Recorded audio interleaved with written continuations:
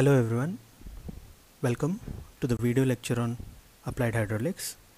In this video lecture, we'll be discussing about non-uniform flow. We'll be discussing mainly about hydraulic jump.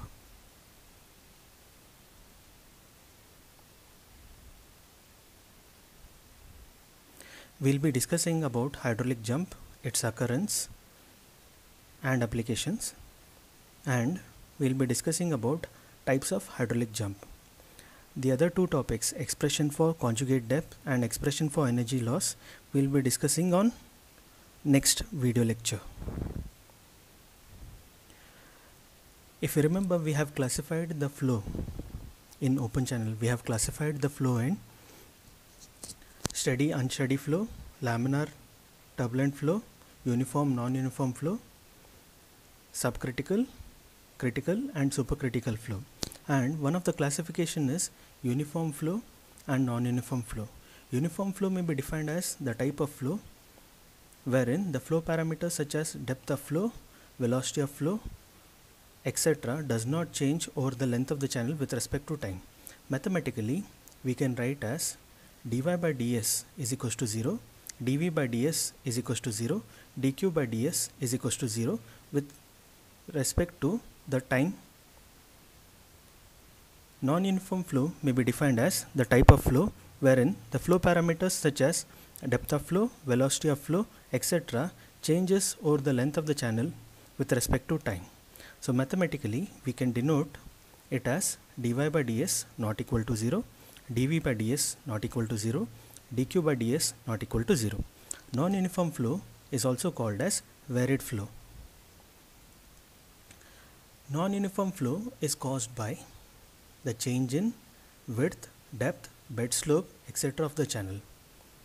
It may also be caused due to obstruction in the prismatic channel, or it may also be caused due to wave and surges. If you see this figure represents the profile of a river. At different sections, say A, B and C, you can see the geometric properties of the section are different. So obviously, if the geometric sections are not same, we will be getting non-uniform flow. Then in this picture, you can see the obstruction in a channel. So if there is an obstruction, it causes non-uniform flow. Now, what is wave? You may be thinking about it. So wave is nothing but a disturbance or variation which travels through a medium. In our case, the medium is water. Then surge, or it is also called as surge wave, it is a moving wave front which brings an abrupt change in the depth of flow. Surge wave is also called as moving hydraulic jump and is caused by sudden increase or decrease in the flow.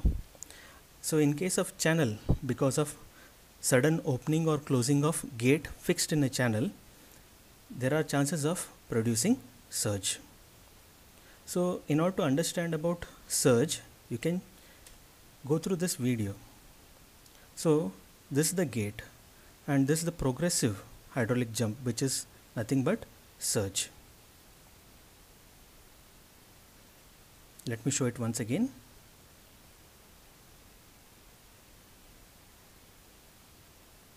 So this is surge.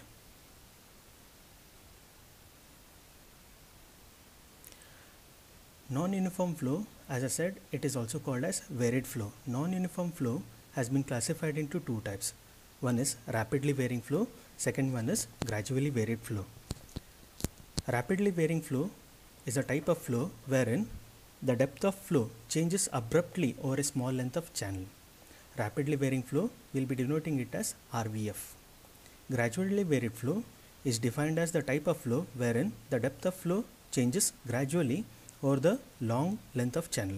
Here you can see RVF is within a small distance, whereas GVF is over a large distance. Usually the RVF will be in few meters and GVF will be in terms of hundreds of meters. Sometimes it may be in terms of kilometers also, depending upon the length of the prismatic channel. Coming to hydraulic jump. Hydraulic jump is also called as standing wave.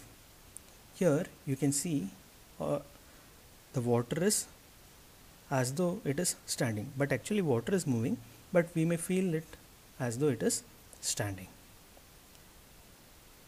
So this is the video which will show you, or which will give you an idea about hydraulic jump. Hydraulic jump is a phenomena wherein a supercritical flow gets converted into subcritical flow, and during the process there is a distinct rise in the water surface elevation.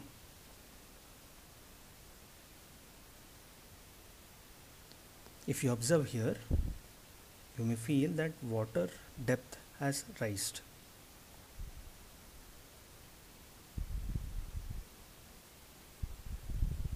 So this is hydraulic jump.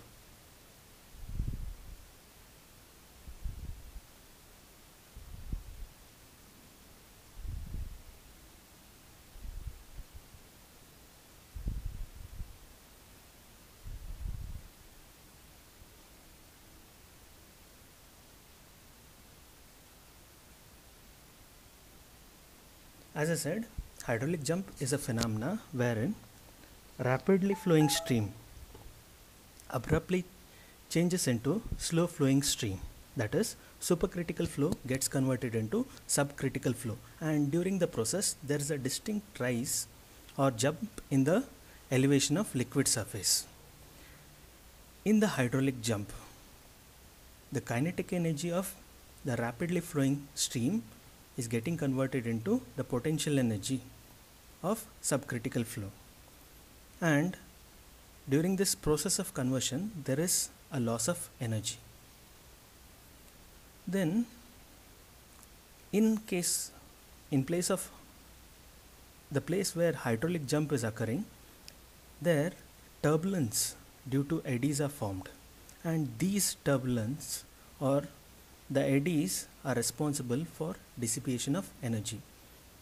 Turbulence is nothing but unsteady movement of water, and eddies are circular movement of water causing a small whirlpool.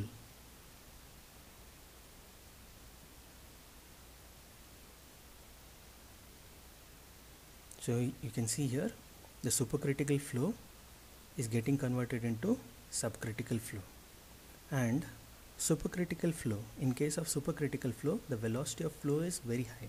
Since the velocity of flow in case of supercritical flow is high, so kinetic energy will also be high, and supercritical flow is highly unstable, so it tries to come to a stable state, and during the process it gives out energy. And when supercritical flow is getting converted into subcritical flow, these eddies are formed.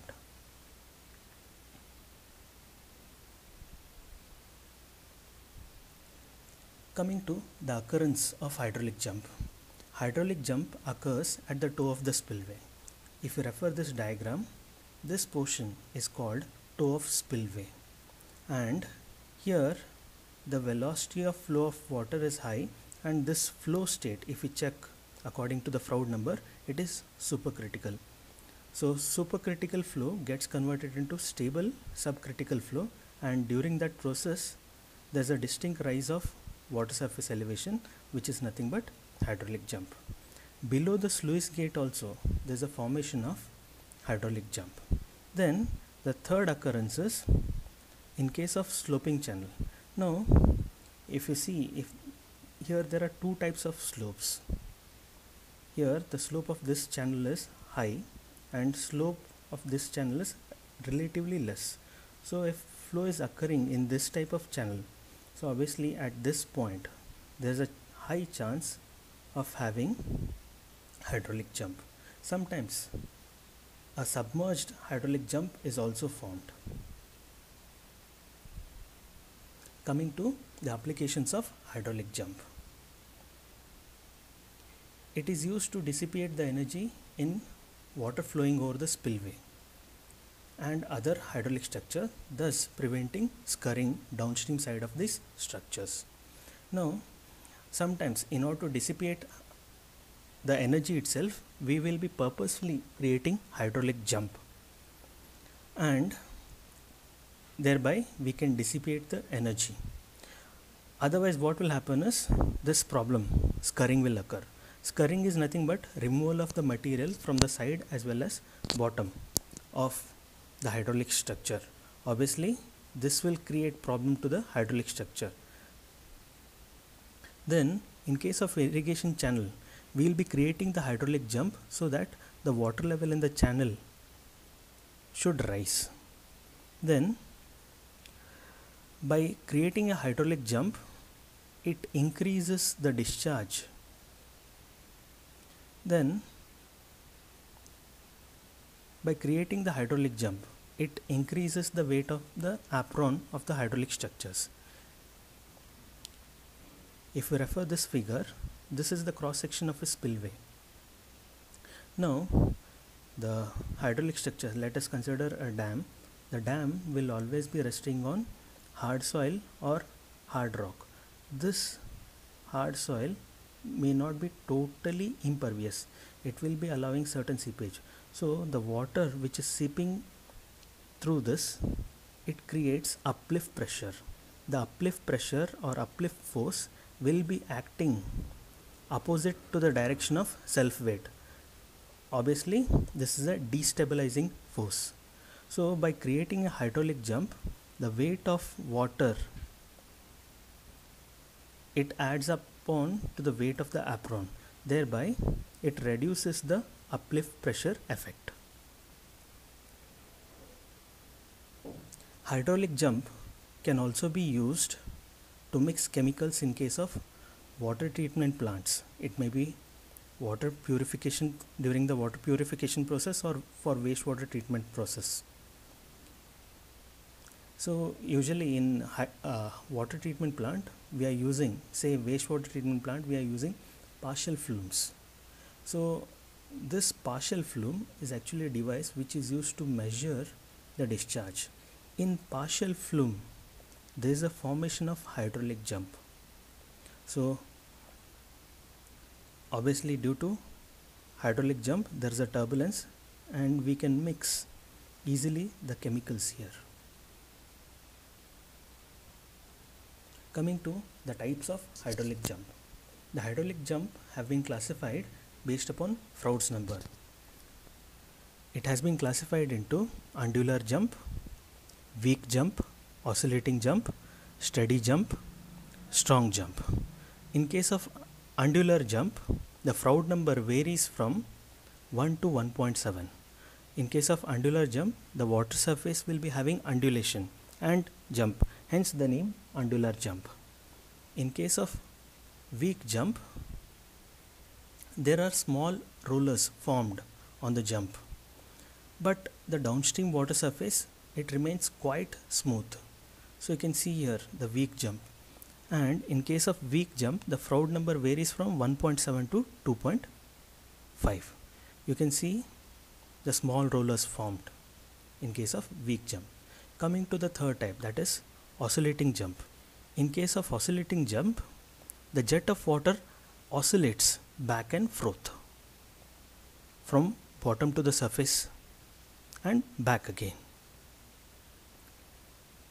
In case of steady jump, the Froude number varies from 4.5 to 9. As the name suggests, the jump is stable. Here the energy dissipation, it ranges from 45 to 70%.